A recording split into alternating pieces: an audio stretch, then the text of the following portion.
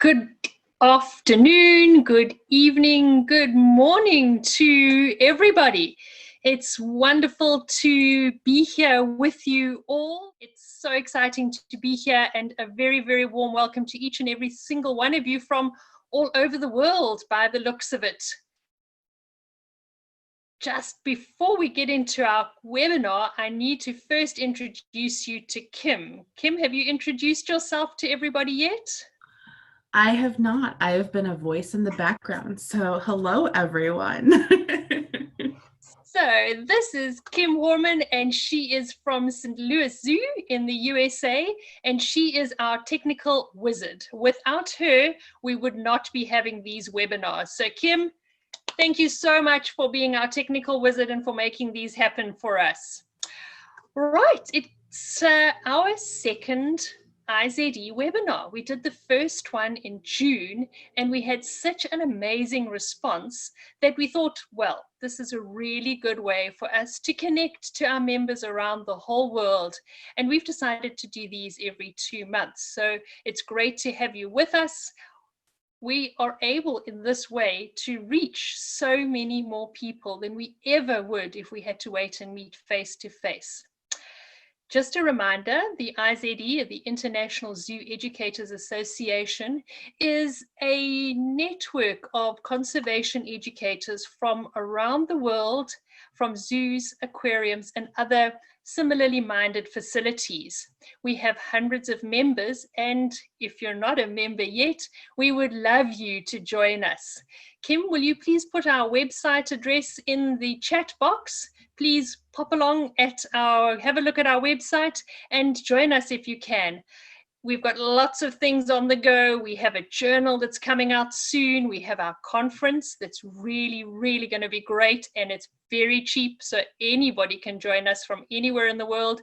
It's going to be a virtual conference, a wonderful way to share with your colleagues and friends from around the world. We have our webinars, we have job experience programs, we have in-country training for educators. So we've got lots of things on the go, and we'd love to see you with us and have you as a member. So pop on and have a look at that. Now, I think that maybe, Kim, let's go on to our poll. Just start off with our poll, and then we'll get going with the rest of the webinar. Please have a look at the poll. We're going to start off with the poll. And this is just two very, very quick questions. The first one, how are you feeling right now? And you can choose as many as you like, but yeah, how do you really feel right now? And then the second one, is your zoo or aquarium or your conservation education facility open? Okay, right, here are the results. So we've got 76% of you are interested to learn more. 2% are confused. I think at this time with COVID, I think many of us are confused. 15% are feeling a bit worried. Yeah, 28% are tired. Yep, that's understandable. 38% are hopeful. That's good because it fits with our theme. 14% of you are feeling supported. That's great. And then the good news is 74% of you are open already. That's great, considering that last time we did it, many, many more were actually closed. So thank you for that. And without further ado, I'd like to welcome our theme for the day, which is COVID-19, Stories of Hope for Education. This is a really special theme for all of us, and the topic is so relevant because all of us have been through really difficult times, confusing times, tiring times, frightening times. COVID-19 has turned our world upside down, and we decided that we really wanted to share stories of hope, because although in many cases we've lost a lot, we've also learned something out of this time, and these stories of hope are sharing what we've learned and just giving us some hope for the future. We have an amazing set of panelists from around the world who've all offered to give their time to us today and to share their stories of hope. So without further ado, it gives me great pleasure to welcome our first panelist, who is Sarah Bernard, and she is the Education Manager at San Diego Zoo. So Sarah, take it away. Hi, everybody. Let's see, just give me a couple minutes here. I'm going to share my screen, and there's two things I wanted to tell you. I have a PDF of my presentation that I'm going to drop in the chat box. And then I also have 2 dogs and a son. So just in case anything strange happens in the next 8 minutes, you know that ahead of time. So I'm going to share my screen. So stories of hope. So once again, my name is Sarah and I'm an education manager at the San Diego Zoo. And I have been with the zoo for just about 10 years now. And I have been running summer camp or co-running summer camp. There's actually a team of us that do this big project. I have been running summer camp for about 9 years. So let's see here. When we were first tasked to do summer camp, there was a lot of like, you know, are you sure? Are you ready? Are you prepared? And even when this presentation this opportunity came up to present about stories of hope during COVID, when I started doing some reflecting, what I realized is that we were probably more prepared for this moment than ever.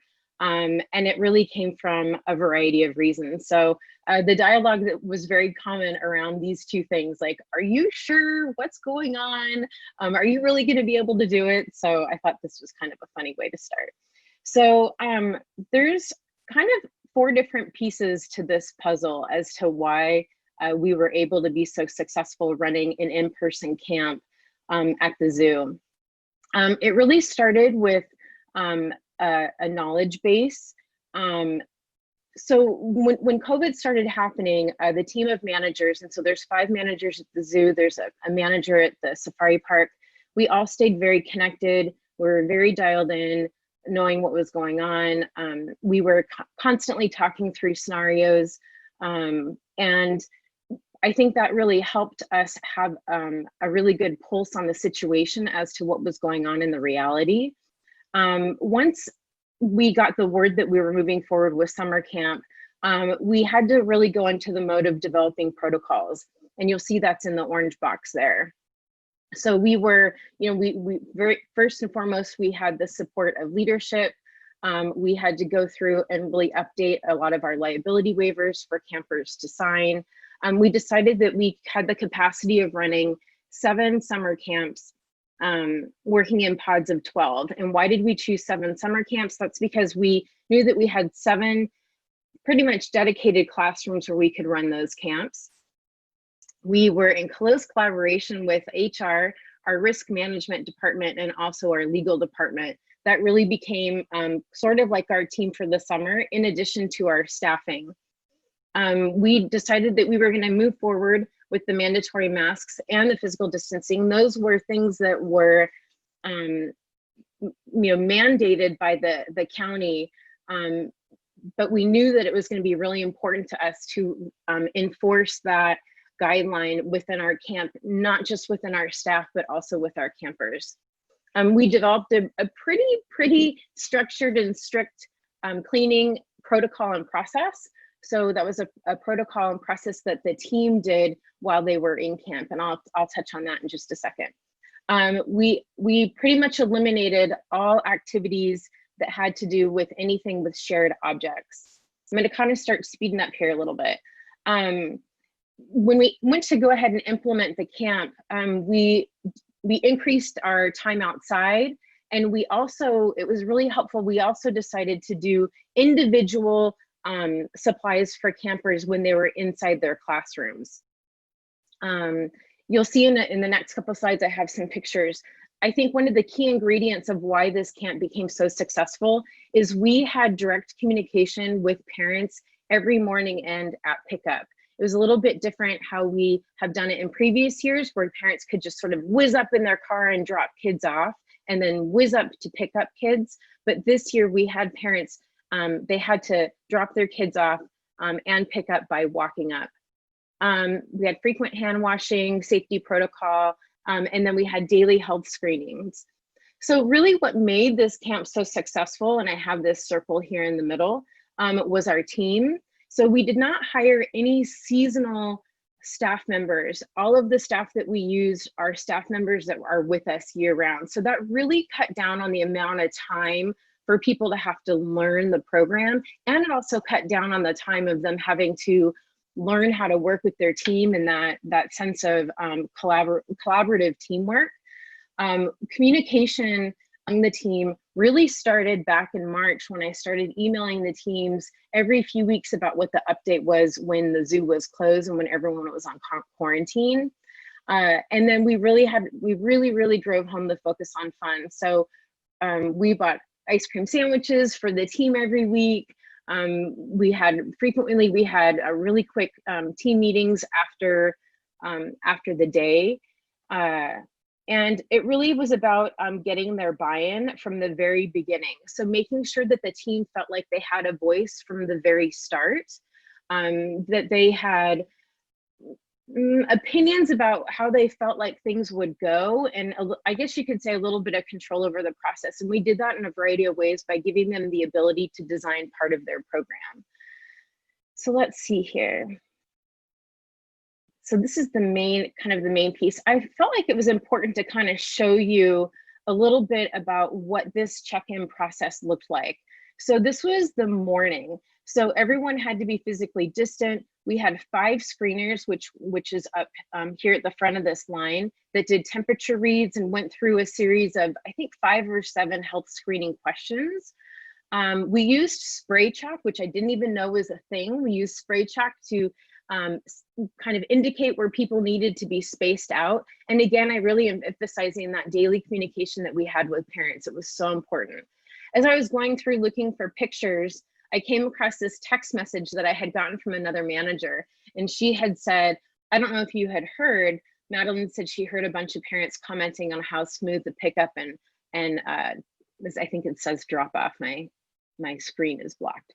Yeah, the smooth pickup and drop off process was. So that was such a huge compliment that we were all really proud of.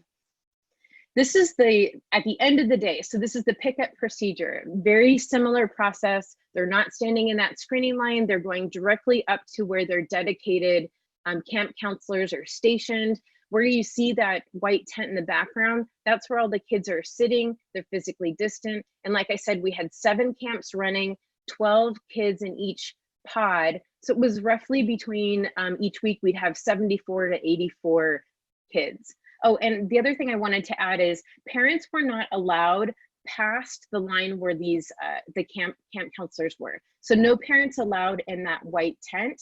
And that was really to reduce the amount of contact we had between individuals. Okay, this is a little glimpse into what our classrooms looked like. Kids were physically distant. When they were in the classroom and they were able to be physically distant, they were allowed to do what we called breathe breaks. They were able to take off their masks. So you might see some campers without masks on. We had assigned seating. You might see on some of their tables, you might see that they had dedicated cups for their own supplies.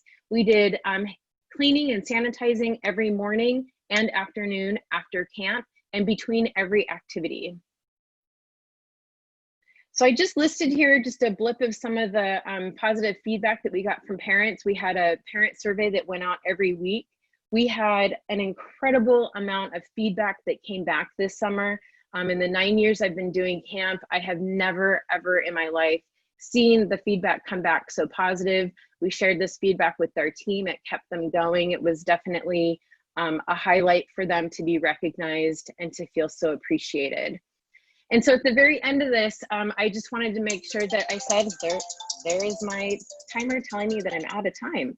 I wanted to make sure that I highlighted that we serviced 522 kids this summer.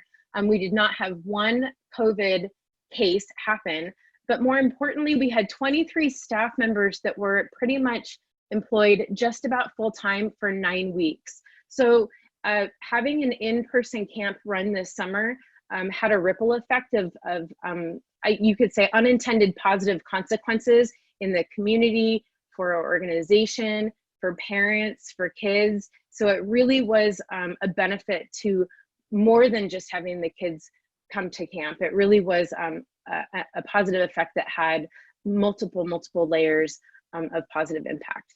So thank you so much. I'm going to drop this presentation in the chat box, and I will manage that chat box to make sure if there's any questions that come in, I will answer them. My email address is also on the cover of my first slide. So you can go ahead and email me anytime if you have any more specific questions. I know this was really quick. Thank you. That was amazing. Wow, Sarah, it really was a story of hope. And if anyone's going to carry off a camp in the middle of a COVID pandemic, you guys were the ones to do it. So excellent. That was really inspiring. Thank you so much. Right, are you ready to whiz across the world? We're now moving to Australia, where Kirsty Koster, who is the Learning Innovation Leader at Zoos Victoria, is going to be sharing their story of hope. So Kirsty, welcome, and over to you. Thank you so much, Judy. Good evening from Melbourne, where it's 10 o'clock or 10:20 in the evening. And to give everyone perspective on my presentation, we're currently just over halfway through our school year because we run from January to December, and we're also seeing blossoms appearing on our trees in Melbourne, so spring is just around the corner. I'm the Learning Innovation Leader at Zoos Victoria, and I have the absolute honour of finding new and cool ways to be able to educate young people about conservation of animals. And I get to work with 3 awesome teams across our 3 zoos in order to dream up new ways to do that. Just to give you a background, if you're not familiar with Zoos Victoria, we have 3 different properties here in Victoria. Melbourne Zoo, which is our inner city zoo. We've got Hillsville Sanctuary, which specialises in our native and Indigenous animals to Australia. Werribee Zoo, which is our open range and African themed zoo. And through those 3 zoos, usually every year we see about 150,000 student visitors. And we look after, in my area, students from early childhood, so 4 or 5-year-olds, all the way through to the end of their schooling. So in Australia, we call that Year 12. We also have a very strong teacher community. So we have over 4,000 teacher members who have signed up as Zoos Victoria members, who come and be part of a huge range of activities and ways that we engage a community of teachers who are passionate about conservation and real life learning. So that picture there was from January this year, where we held a teacher movie night for over 300 of our members on the lawns of Melbourne Zoo. If you tuned into our last webinar, you would have met Leanne Wilson, my colleague, who ran you through a little bit of what we've been doing during this remote learning time. But just to give you perspective, our education team have been working at home almost today for 5 months. We haven't been back on site in our zoos in that time.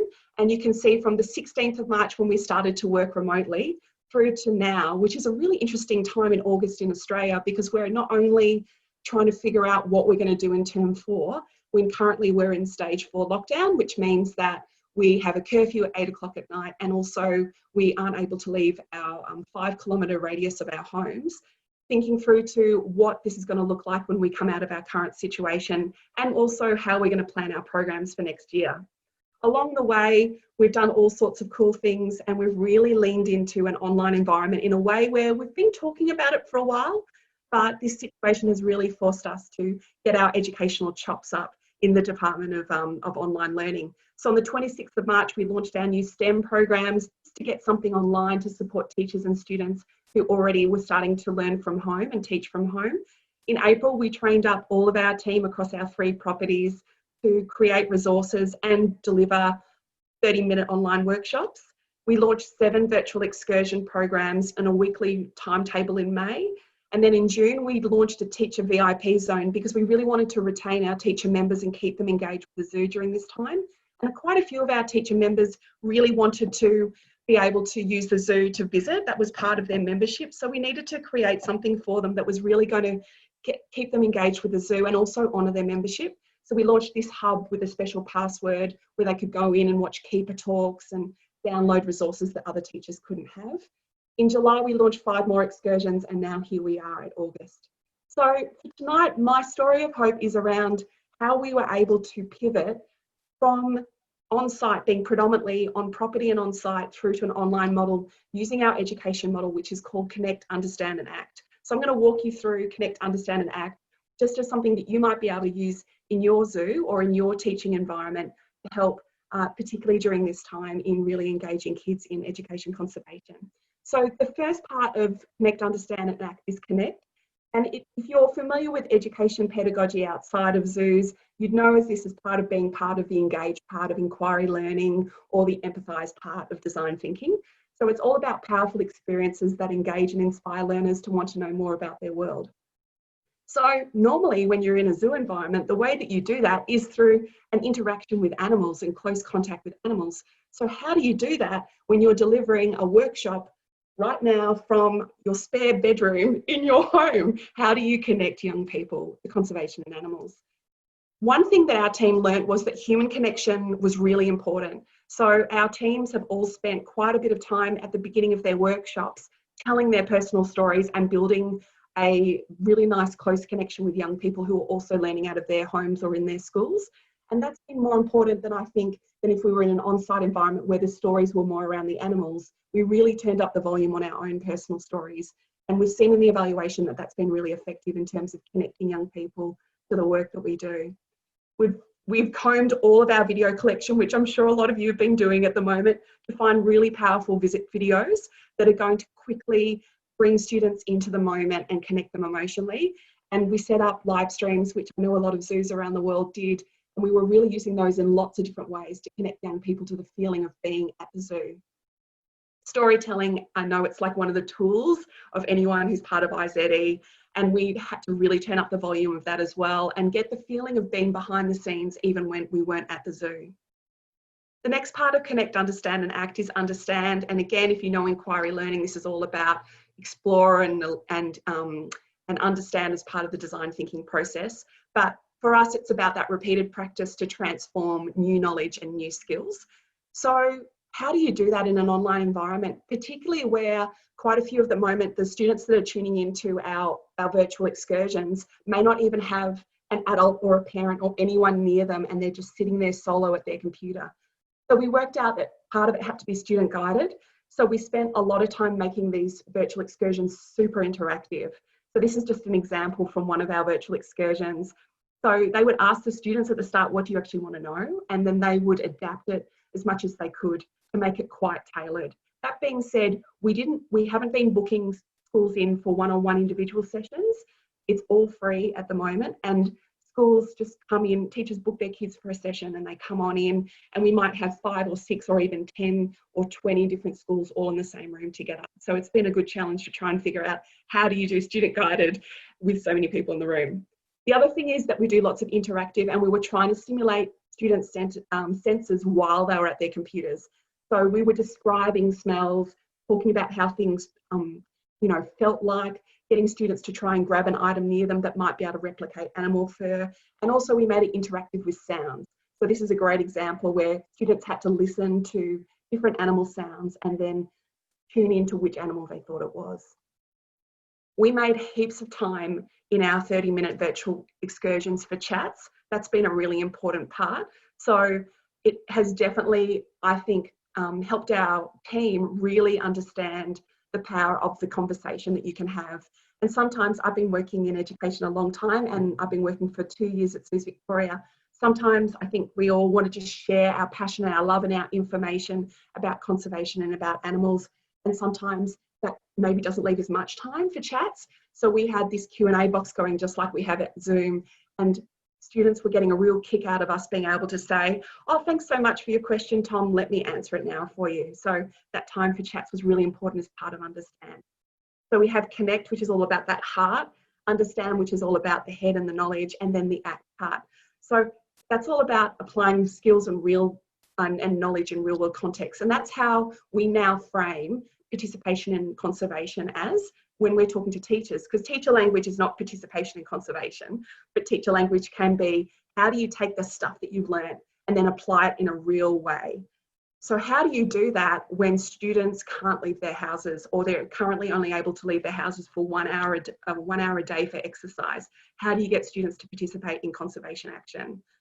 Well, for us, it's all been about designing accessible action. So we've been creating rubrics with things that give a variety of activities and ideas of how you can get students engaged, no matter where they are, no matter what situation they're in. So it could be something around nature spotting. It could be something about them taking their learning and sharing it with the people around them. It could be something around them being able to get online and lend their voice that way. Or it could be something around tuning into their local environment or their backyard, or what they can see out their balcony or out their apartment window.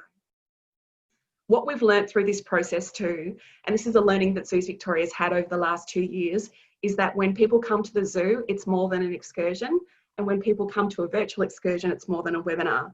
So we've really shifted our skill set into creating resources that are not just fact sheets or PowerPoints, but are stuff that's real that teachers can take, really ramps up students' learning before they come and have their experience with us, and really backs up that learning when they get back with their teacher, whether it be in their classroom or in their virtual classroom. So you'll see on our website, if you ever want to go and visit that, and you're welcome to go and have a look at our teaching guides and our narrating PowerPoints. You'll see lots of different examples of how we use Connect, Understand and Act to be able to really engage teachers in that process so they can understand where it fits and they can become empowered to teach conservation. Because that's, of course, you know, the big dream for Zoos Victoria is that teachers are empowered and confident to teach about conservation of animals, and that zoo education is part of every young person's education. So what have we learnt during this time? Well, I guess, friends, we've learnt that anything is possible. I never expected that I'd be working from home for 5 months delivering zoo education. And we've seen over 58,000 students, not only from Australia, but from around the world. And we've supported 5,236 teachers with educating those kids. We've had a rating of 4.3 out of 5. Our normal rating is somewhere around 4.7, 4.8. So that surprised us all, seeing that students have not been anywhere near an animal and they haven't been outside in our beautiful zoos and had that zoo experience. So a wonderful, optimistic surprise.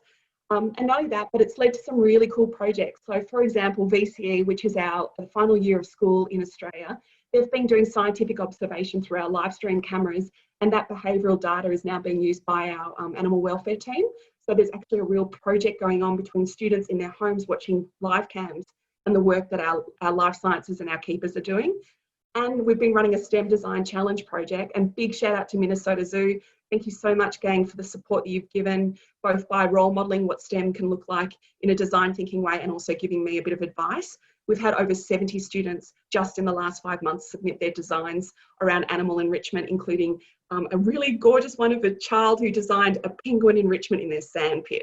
So I guess my message to you, friends, during this time, or as the Australian media keeps talking about, uncertain times, that anything is possible. Thank you so much for having me tonight. I can't wait to answer your questions. And I'll also drop a link to my presentation in the chat box as well if you want to share it with people. Wow, Kirsty, that was incredible. I love the accessible action, and anything is possible. And we're all educators here, so we're the ones who can make it happen. So thank you so much for that. Right, I'm going to move swiftly on. We're moving to Portugal now, and Tiago Carrillo, who leads the education team at Lisbon Zoo, is going to be telling us about their programs. Tiago, over to you. Hello everyone, I will share my screen. Just give me a sec. So my name is Tiago. I work at Lisbon Zoo. I'm biologist and I'm educator, and I manage the team that do the school programs. And I will talk about engaging zoo education teams and how to transform face-to-face programs online. And to begin, I will share a little story with you. And all the good stories start with Once Upon a Time. And once upon a time, there is a planet called Earth. And this planet has a lot and amazing biodiversity. And this planet will have this biodiversity have a threat because of the human. And normally when we have a problem, we need a hero to solve this problem. And these guys are too busy because they are making movies. So we need a real life hero, the zoo educators. And the zoo educators start solving this problem, this biodiversity problem. They start fighting using the most powerful weapon, the education. But then suddenly appears other villain, coronavirus. Coronavirus sends the educators to home.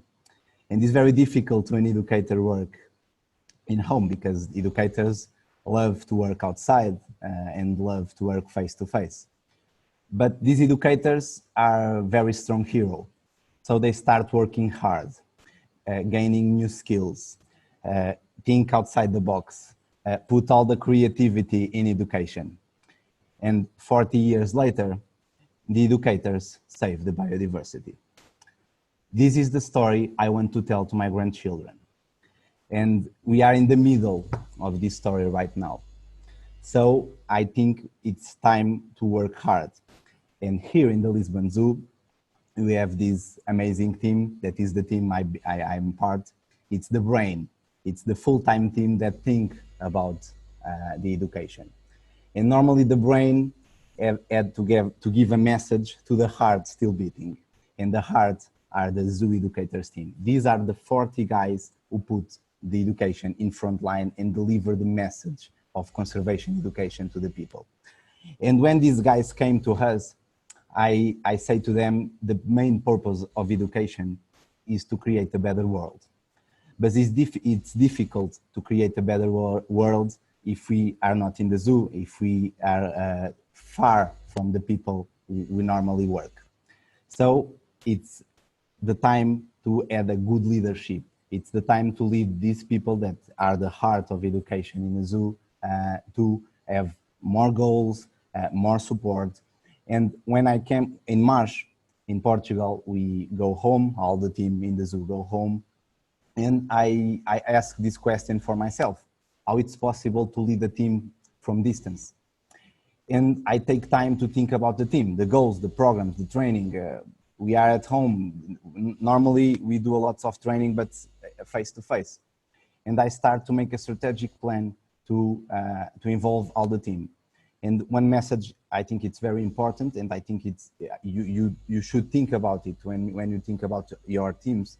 Is it's important to involve everyone, to listen. Listen, it's a word that it's very important when we lead a team.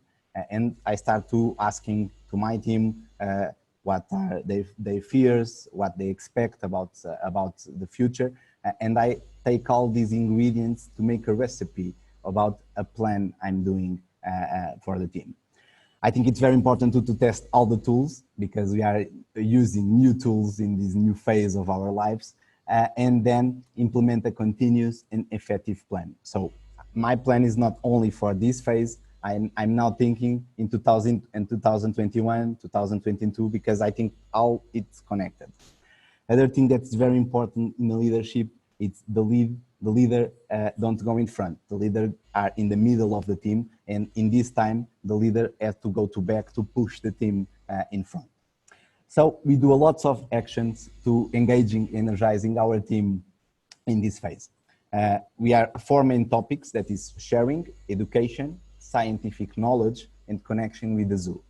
By sharing, we create the coffee talks. Coffee talks are like 15 minutes Zoom, where the educators go there and only to share the fears, what we are missing, what we want to go, what we want to do in the future, and it's very good to bonding the team. And we do these coffee talks every day in the quarantine, like 2 months doing coffee talks. It's not a formal moment, it's an informal moment, but our educators go a lot and like a lot of coffee talks. Then we do online training. It's to transform the training we do in person to online. We create a reading group. Basically, the reading group, I send to the team an article, and 2 weeks later we go to the Zoom, discuss this article, so we can increase our scientific knowledge. And the most important of all, now I'm in the zoo, but the most of the team are in home. We have to share information about the zoo, so the connection with the zoo goes strong than ever. In other hand, we had to create programs to do online. So we transform our programs in Zoom sessions. I will talk a little about these sessions, but I think the most important thing is to focus on the solution.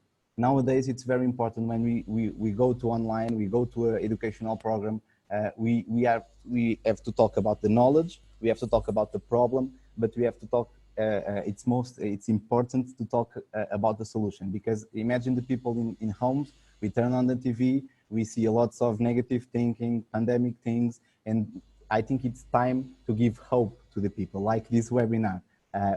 It's time to show to the people with a little solutions, we can achieve big things to conservation, okay? So the main focus of your programs have to be solution-based with positive thinking. In the Lisbon Zoo, we do a lot of things online. We create Zoom with the Meet the Zoobiologists that reach 3,000 people. We create thematic YouTube lives, holiday camps with challenge for the kids, small videos with educational content that we put on national TV, online school educational programs in our website and in our YouTube channel. And we are now working in original infant juvenile zoo tales based on real facts. You can see all of these in our site and in our channel of YouTube. To finish, I want to tell you that it's important to continue engaging the team with the zoo and conservation education. I think it's very important to make a good strategic plan and prepare everything for when face-to-face programs return. Yes, I'm an optimistic. Take time to think about what can you do to innovate your conservation education offer. I can share after this session my presentation too. I only want you to know and finish my presentation that it's a Tolkien quote. I love this writer that says that, "May it be a light to you in dark places when all others lights go out." I think zoo educators can be this light, and I will show you my team as a light. These two educators are doing a night at the zoo before the pandemic, and the smile and the light are there. And you, all of you, can be the light we need to solve all these problems, conservation problems, but the hope that people need. My mail is right there. If you want to ask, you have the Q&A box, so you can ask me everything you want or send me an email as you want. Thank you. It's a pleasure for me to sharing with you a little of our story at the Lisbon Zoo. Wow, Tiago, that was just brilliant. I loved your story. I love it that zoo educators are heroes. And I think a really important thing you stressed is that you took time to think. So often when something like this happens, we rush into action. And I think that taking time to think is so critical. Thank you for inspiring us, and thank you for definitely giving us hope. That was wonderful. Thank you. Right, we are now moving further north. We're going all the way up to Scotland, and Rachel Arnold, who is the Senior Education Officer for the Royal Zoological Society of Scotland, is going to be sharing their programs with us. Rachel, over to you. I am Rachel, and I am working at Edinburgh Zoo and the Highland Wildlife Park with the RZSS. So I am here to talk to you about virtual summer school, and it works better. The first tip, we've been using Zoom. So my first tip is if you turn your screen off, when your video off when you're sharing your screen, it tends to play videos better. So I'm going to do that, but I promise I will be back.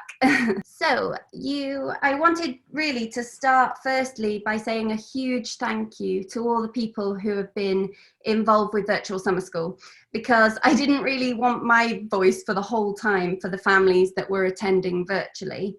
So I reached out in search of some collaborations, and I was amazed by the responses that we got for something that started out in Scotland, nice and small with these few authors. It grew and people in England helped, and then it spread to people helping from Europe, and then right across to South America, and then Bronx Zoo and San Diego Zoo, and all the way across to New Zealand. So it was so exciting for us to be able to share all of these adventures with our children, and I wouldn't be here talking to you without them, without all these incredible people, as well as, of course, our brilliant teams at Edinburgh Zoo and Highland Wildlife Park. So we set out to connect families with primary school age children with nature during a time when connecting has been more challenging than ever for everybody. And we're really, really proud of the reach and engagement our programme managed to achieve. So we had over 1,000 pieces of submitted work when our 4 weeks had finished, from a total of 235 family members across those weeks.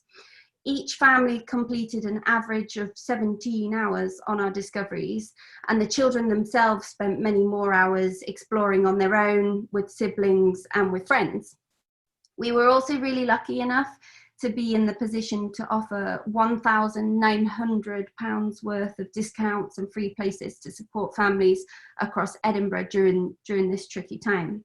So my first key message really is just be open to collaborations, because you never know what they might help you achieve, and also who you might be able to help in return.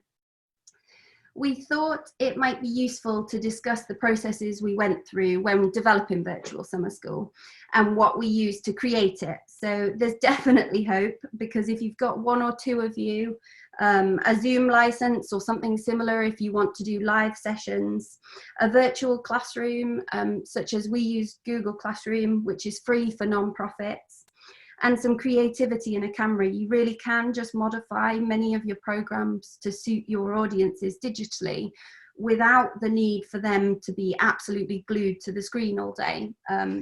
Most of our discoveries didn't involve them being on the computer for very long, just the instructions. I also knew very little about video editing, if I'm honest, and so I needed a few YouTube tutorials, and I will be honest, it was a steep learning curve over the 3 weeks that I had to work on it, but it was so worth it, and I now have those skills that I can help our team with. Hopefully it's reassuring knowing that there are these tools out there which can still engage our audiences in this different world, and they don't cost too much either, but unfortunately most of these ones do depend on your audiences having internet access, and I know we are lucky in that respect. When we were planning Virtual Summer School, we knew one type of activity wouldn't be suitable, so we used a broad range, which in itself was quite a popular element of the week from our feedback. And it also meant we were able to suit a wider range of needs, because we were developing it for a whole family, which has different ages. It also meant that the families could pick and choose what they wanted to learn about. I think one of the benefits of virtual learning is that you have the chance to test and try new activities, to share animals and conservation in new ways that aren't always feasible on site, such as baking and family challenges. Those were the sorts of things we tried out with our Virtual Summer School. We split the discoveries into 5 main groups, and I'm about to show you briefly just the video footage from those. So the first type of discovery we had was live discoveries, which we led, and those included instructions in the workshop and behind the scenes, as well as some other topics. We then also had family challenges, which included kind of animal encounters, and those were self-led tasks to get everybody involved and active with all sorts of different things, as well as obviously seeing plenty of our animals. We had animal adventures, thanks to all these fantastic and generous illustrators and authors that you can see here. And that they were all stories linked to animals and conservation. And then we had expert discoveries from around the world, and that helped our families see different animals. And then we had big discoveries, which included kind of new experiences and digital challenges as well. And then a few secrets, and these were pre-recorded and led by us. So in terms of our evaluation and feedback, the children's submissions made up one of our main evaluation tools, using qualitative coding, and we're still in the process of that evaluation, and more than happy to share that and discuss that further if you contact us as well. You can see here the range of submissions we received, including, you can see drawings, diagrams, lots of videos came in from families, audio clips, written work as well, sculptures, crafts, digital documents, photos, presentations, and even some of the children made quizzes for each other digitally. So it was a real chance for people to be flexible and show what they'd learned in many different ways and express themselves in the way that they chose, really. During the week, the Virtual Summer School also gave the children and their families quite a novel way to communicate with us, and really have their ideas and thoughts and creations heard. And they also received really detailed, positive and personalized feedback on each of their submissions. Throughout the week, I also built in feedback and evaluation challenges, which were a way for us to measure the success of the week, but also a way to improve. And these included questions linked to accessing the classroom and discoveries, so how they work in Google Classroom, things like that, so that we could learn more from that. Right through to live polls such as the one you did this morning just before we started, and mini tasks such as describe virtual summer school in 5 words, those sorts of things. And that instant feedback really helped us with flexing and improving within the week as well as across the week. So by week 4, it was quite seamless. It also had the added bonus of encouraging our participants to kind of reflect on the learning that they'd already been doing. Finally, we also asked each family to complete pre and post surveys, as I'm sure lots of you do, to evaluate changes after the week. And some of the headline data, which we're still in the process of evaluating and checking confidence levels, etc., those sorts of things, showed love for nature as a family score increased by 26.1%. The favourite discovery overall was Becky's brilliant enclosure design challenge, which also had a sneak peek of our new giraffe enclosure, which isn't open yet. The joint favourite live sessions were our wildlife workshop and behind the scenes with our penguins. And in the live polls, the children rated virtual summer school on average 9.39 out of 10. So we were really pleased with these. We also had messages from parents and carers, and those highlighted the benefits we can all have from virtual learning, including the inclusivity it can offer, because our members don't, and our children and our families and our locals, they don't have to be right there able to get to the zoo at the time that you specify. They can be wherever they want to be. So it was inclusive because they didn't have to participate at a certain time or at a certain place. Virtually, a virtual summer school also gave us the chance to make our resources fully accessible with relative ease for different needs and all sorts of different people and ages. The feedback showed we can help bring families together and boost those connections and their love for animals. Overall, so far, we found building in different types of evaluation right from the start has helped us with this flexing and helped us improve each day and across the week, as well as helping us evaluate the programme afterwards. So you might ask, well, what's next then? Virtual summer school is done. We're really looking forward to that further evaluation that I mentioned in more detail to help us identify those specifics, just for refinement, improvement, and to apply to our new adventures. We're now also able to look at our other existing programs and consider how they could be converted digitally where appropriate, obviously. And we're currently waiting for the next schools guidance for Scotland as well.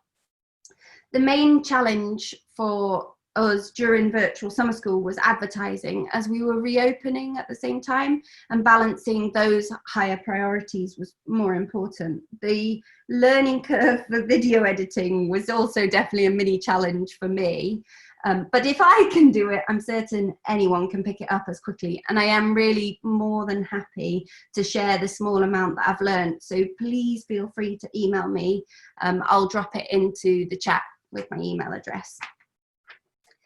The most useful thing by far was using the feedback throughout the week to refine explanations and add extra resources, those sorts of things, extra ideas, and also foresee any technical problems. And it might sound corny, but at the time when so much felt out of reach, virtual summer school showed us that plenty is possible with that imagination and determination. So we're feeling very positive about what's ahead. Thank you for listening, everybody. If you have any questions about our virtual summer school, no matter what it is, even if it's just a little bit of video editing, please pop it in the Q&A or email me. Thank you.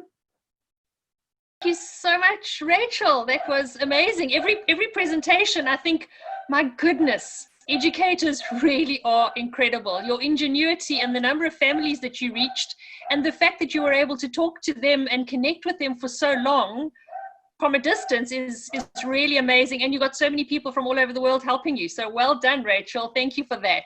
We're now moving into Africa. We have 2 more presentations left, so we might go a little bit over time, but I think that these are just such inspiring presentations that it's really, really worth it. So we've got Meg Otieno. She is the National Coordinator for Wildlife Clubs Kenya and the Vice Chair of the IUCN Conservation Education Committee for Eastern Southern Africa. And she's going to be talking to us next. So Meg, over to you. My name is Margaret Otieno, and I'm going to talk to you about the impact of COVID-19 on conservation education and the way forward. I'm presenting as Wildlife Clubs of Kenya and also as IUCN CEC, and you will notice the hashtag Nature for All. This is a global movement to inspire love for nature, because at the IUCN CEC, we believe the more people experience and share the love of nature, the more support and action there will be for its conservation, which is what the Wildlife Clubs of Kenya really does. So my presentation will take you to through what the Wildlife Clubs of Kenya has done for over 50 years and how we are coping with the interference of COVID-19. So the with a vision for a proactive society in wildlife and environmental conservation. We are involved in conservation education activities in school, that is both inside the classroom and outside, in protected and conservation areas, in zoos, national parks, and in forests. So these are some of the activities that we do on a day-to-day, each single day. And we are lucky because we don't have to wait for summer, but it's throughout the year. Most of all our activities are ecology based. So depending on which part of the country that the school is, because our membership is mainly schools and communities, then the activities are domesticated to fit the various ecosystems within the country. So we have lots of activities to talk about. Is the Ecology Program, which is a packaged excursion that enables students to use a Wildlife Clubs of Kenya bus, a boat, or even hired activities, facilitate protected areas, and very, very important, to promote thematic learning and system. Yeah, so we take kids to zoos and other protected areas so that they can really get to understand, to interact, to get to love wildlife by seeing them at very close quarters. We take them to various zoos all over the country and other protected areas, and also involve them in hands-on conservation activities. Apart from that, we also have the mobile education unit, which is a fully furnished vehicle, which is run and operated by a skilled conservation educator who goes to very distant schools, even in areas where there is no electricity, conservation education to the schools in the remotest parts of the country. We also have a youth activism like anti-poaching campaigns, young people coming out and really telling the rest of the country that, you know, to get to stop this, and this is our right, etc. And they also, last year, they also got really created a lot of awareness around the schools and the locality, to not just the citizens around, but also leaders. Apart from the schools, we also work with teachers because of the multiplier effect. So we get teachers coming to the Wildlife Clubs of Kenya, not just in Nairobi, but all over the country in our facilities, and they get 3 to 5 days capacity building workshop so that they can support the Wildlife Clubs of Kenya in communicating conservation. We also work with communities and with alternative livelihood, get their attention away from wildlife. Youth hostels countrywide, and which time we have opportunity to educate them. But apart from that, these are also a source of revenue because we charge a very small fee, but you know, cumulatively, this is enough to help us to run conservation education activities. So we have facilities in accommodation facilities in Nairobi, which is the capital, at Mombasa, at the main coast, at the lake, and inside Lake Nakuru National Park, amongst others. But the biggest challenge right now, which is what I'm supposed to be talking about, is that most of these activities require access to the we need to have access to the kids, and the learning institutions are closed. Some of learners that can use the ecology bus is limited by social distance requirement. And this is not just for now, but even in future when the schools are going to open in January, the Wildlife Clubs of Kenya accommodation facilities are closed. The college, because we run a college, which is also supposed to be a revenue source, is closed. Communities are very wary of guests and outsiders. Donor funding has gone down because of shifting priorities. There's limited revenue to keep conservation education staff in employment. So that's quite a challenge. But the biggest one of all is that we have no access to the kids that we work with. We have no access to the communities who live within and around the conservation areas that we enjoy talking to, and we enjoy empowering with conservation knowledge for sustainability. So the pandemic calls for integrated approach to conservation education. We have been forced to think outside the box, and we are now engaging the schools and the communities in virtual activities, outdoor classes, print media, and social media. We have a lot of activities that we've been conducting since the schools were closed, and which will respect the social distancing and the sanitization requirement. We have lots of competitions that we have been running, and this enables us to reach out to the kids and just to remind them that the wildlife in Kenya, the natural resources in Kenya are theirs by right, and they have every responsibility to take care of them and to encourage other people to also take care of them for the future, for their own future. Like this year, we had the World Elephant Day, that is just about 2 weeks ago, and we ran a competition, a countrywide competition, which we popularized in different social media platforms, and we had lots of schools, over 1,000 children participating. So the winners came around, and there were quite few, just about 8 kids. So we were able to observe social distancing and at the same time celebrate the day. And this helped to create awareness about the importance of conserving the elephant. Apart from these activities that we are having on social media, we've been holding teachers training workshops, virtual webinars, to enable them to continue learning, to build their skills, and refreshing to educate the kids that they work with. But most of all, we are also producing a lot of resources which we can deliver to the schools, and which the teachers can come to the Wildlife Clubs of Kenya, pick and distribute to the kids, since the teachers tend to know where the kids live. Now, we have recently come up with different platforms where we engage the teachers, and through this platform, we are able to communicate, give them information, just the young people, but also the teachers. So I've talked about the competition, wildlife. We look for every opportunity that is available in terms of conservation or environmental days to bring back the attention of the children that we work with, to continue conservation education. We've also formed different platforms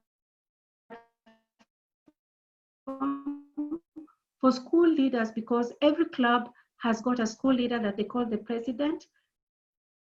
So we have a platform for them, and through that, we ensure that there's conservation education going on with the kids. So my message to educators is that innovative every day, and we have to be open to collaborations. And just recently, like last week, I've been in touch with a lady who runs a conservation organization in India. It's called Savas, and together we are running an Eco-Olympiad quiz for the 2 countries. So just by networking and getting to know what other conservation educators are doing, we can improve on what we have to deliver during these trying times of the coronavirus. And I'm really happy that I've been able to learn so much from the other conservation educators. Please email me for more information. I'll make sure that this presentation is available in the chat box. Thank you so much. Asante sana. Asante sana. Thank you, Margaret. Lovely to have somebody talking from Africa, because our challenges here are somewhat the same, but also very different. So thank you for sharing your experiences with us. That was great. Thank you. Right, we're now moving over the ocean and we're going to Hong Kong for our final speaker, who's also our birthday lady for today, Frances Tseng. She is the Education Development Manager at Ocean Park in Hong Kong.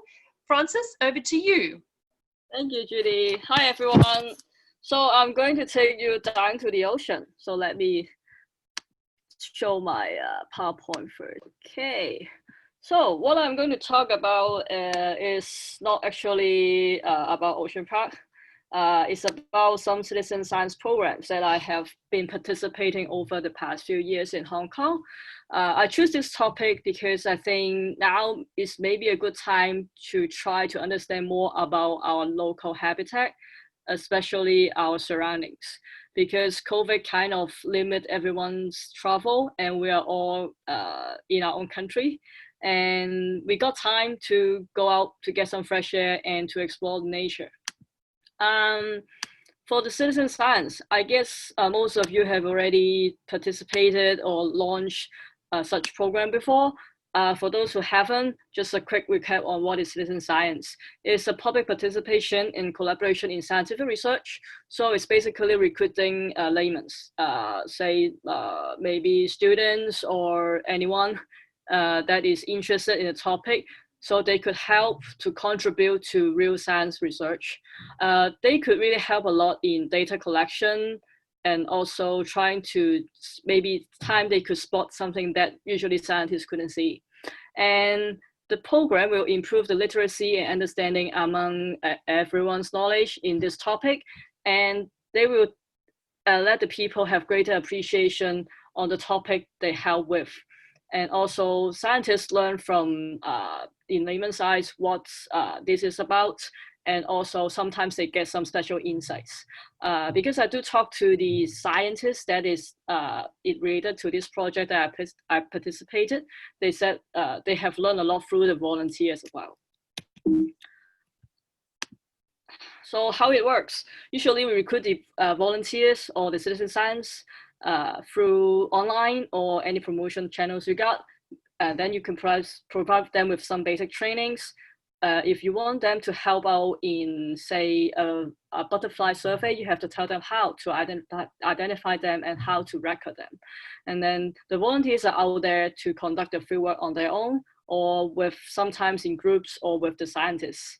And then they could submit the data to the group or to the scientists, and then the scientists will try to validate the data and also do a bit of analysis.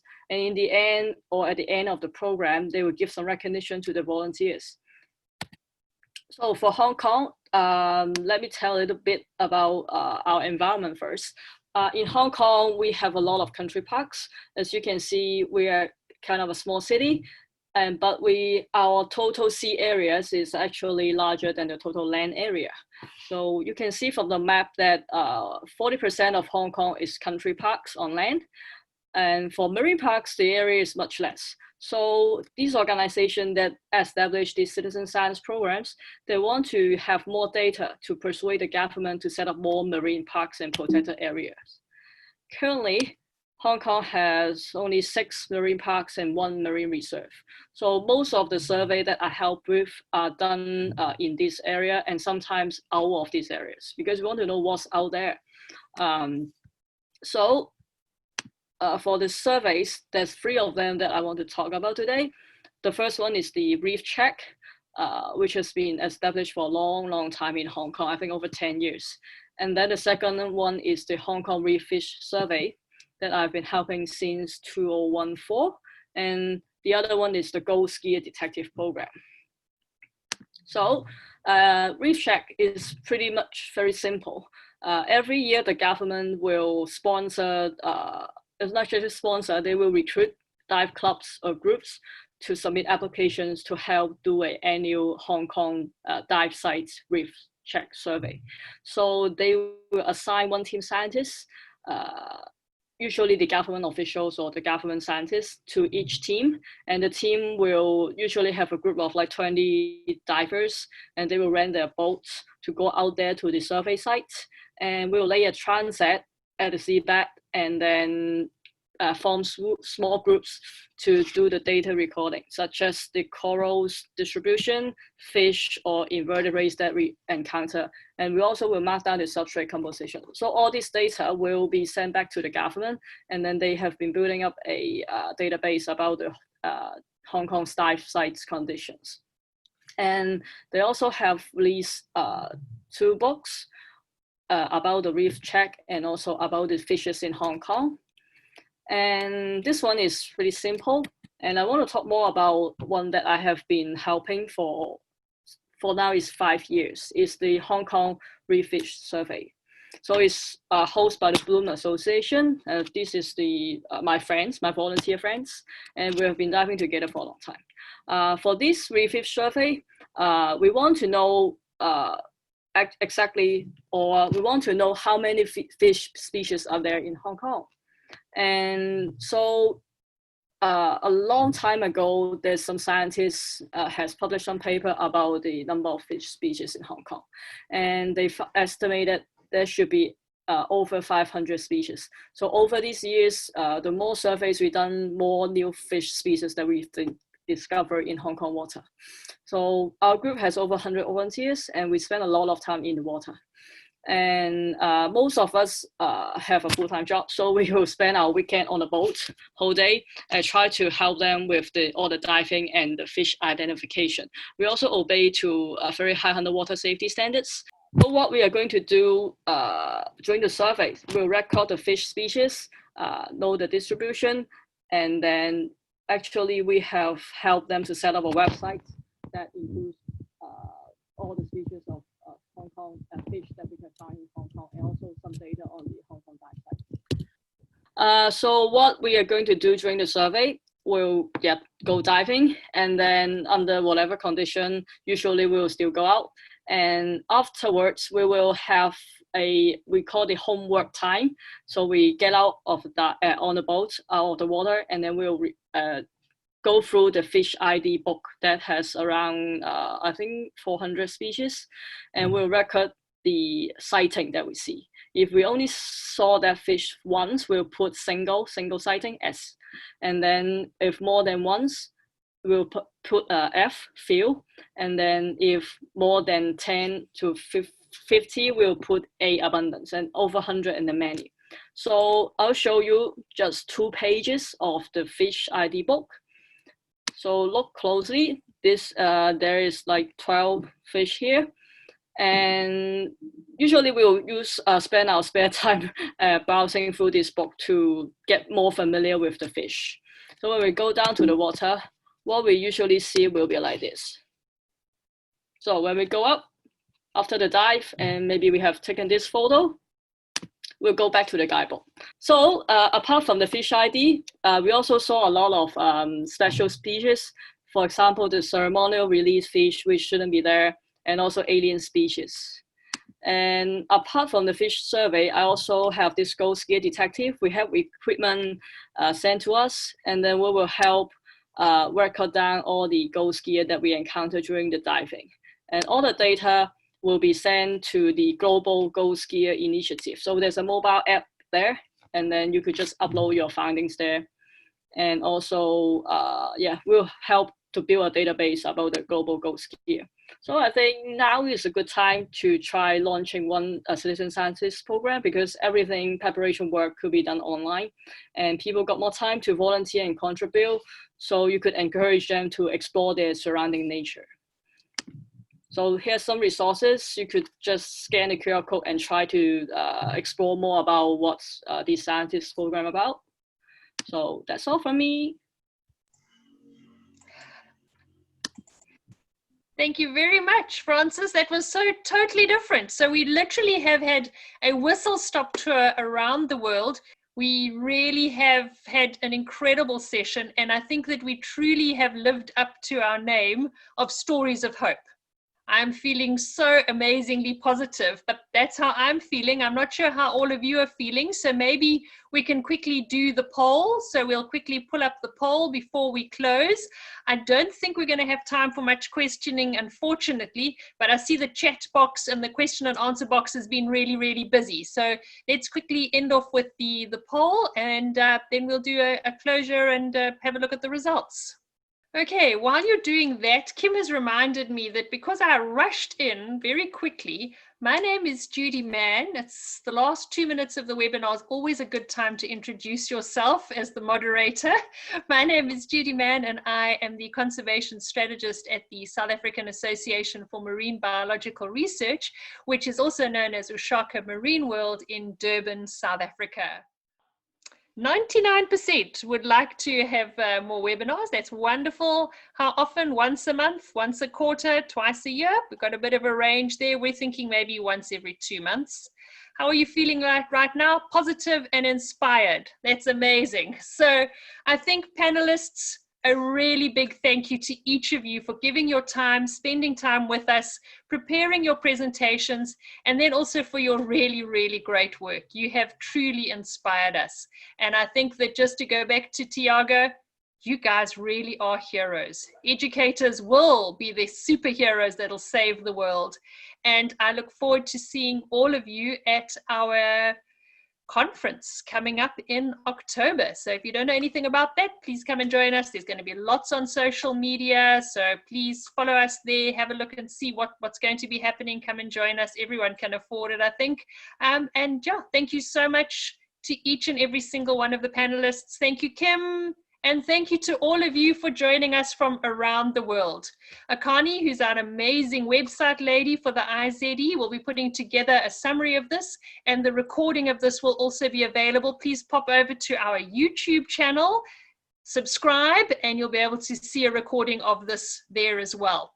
Thank you very much, everyone. Good night, good afternoon, good morning. Bye-bye.